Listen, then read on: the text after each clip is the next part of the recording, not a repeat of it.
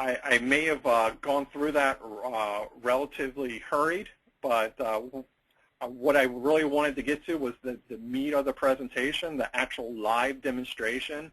So you can see how with Essbase Studio it's relatively friendly to actually stage the model and actually show a live demonstration of how transactions are happening behind the scenes and how that information is exposed through Essbase.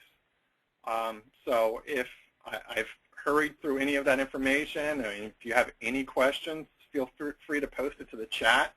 What I'm going to do now is hop over into our demo environment. And so I've already gone ahead and logged into a multitude of different applications here. What I've just jumped into is Oracle's Essbase Studio for those of you that haven't been exposed to this. I also have some other applications open.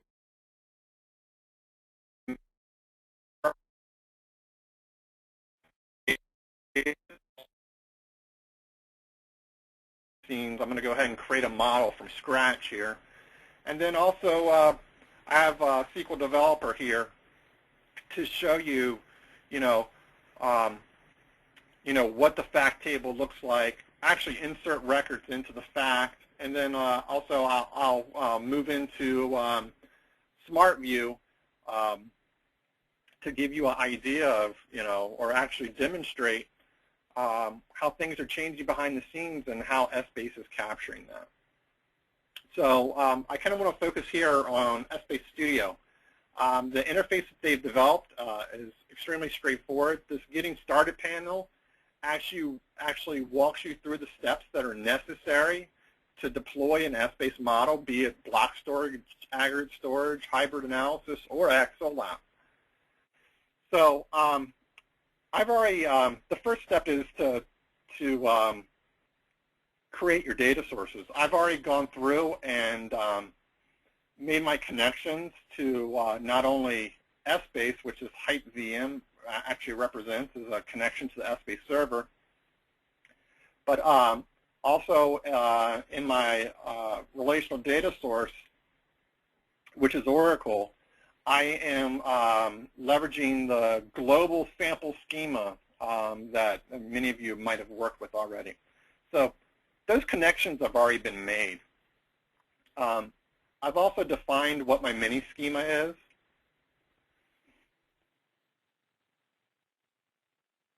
So I'll go ahead and click on that. And essentially what the mini schema represents is, how are the tables, the dimension tables joining to the fact. So that's already been, I've already defined that already for time's sake. So once you've created your data source and developed your mini schemas, you'll have this metadata navigator window to the left of Essbase Studio. At that point, you essentially have access to the tables that are presented in your data source. You then want to create your hierarchies and your measure hierarchies. And that's a relatively simple process. By right-clicking, I actually created a folder for content management standpoints called hierarchies. What I did is I right-clicked on that folder and said, I want a new, and then this is the hierarchy panel. You have the capability of establishing a standard or base hierarchy, a measure hierarchy, which you're going to base off your fact table, and then a calendar hierarchy. With XOLAP, you cannot create the calendar hierarchy. You want to create that as a standard hierarchy. If I created a calendar hierarchy here at this point, XOLAP wouldn't be enabled when I go to do the cube deployment. So just a little tidbit of information there for you. Again, for time's sake, I've already gone ahead and created the hierarchies. But briefly, I can walk you through, how that's done. You have the capability to establish depth. So essentially, this is 4 generations deep, this hierarchy. If I wanted to add more detail or more depth to this dimension, I could either simply choose an item from this product dimension table. Say, I've already defined the full depth, but say I wanted to now include item ID. I could simply drag that over and drop it on top of its parent, and it's going to add it as a child to that member.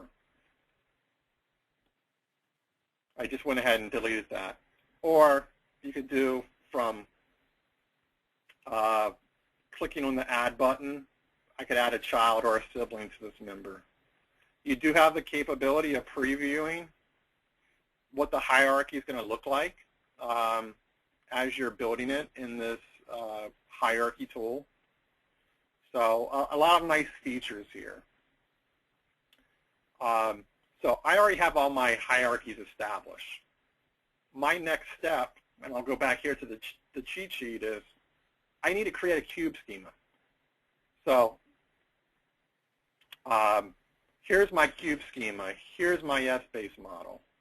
And just for demonstration purposes, to show you how easy it is to do, I'm going to go ahead and delete this.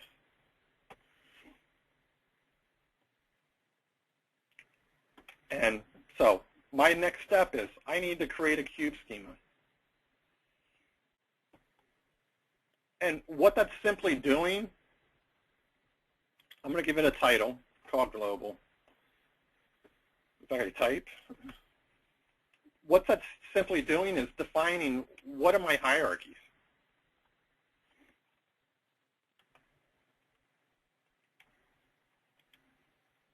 So I moved my measures hierarchy up into the measures window, and all the other standard hierarchies I moved down into the hierarchies window.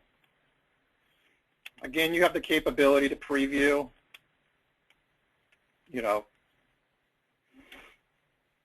I'm going to go ahead and hit next. And now I'm going to say I want to create the Essbase model.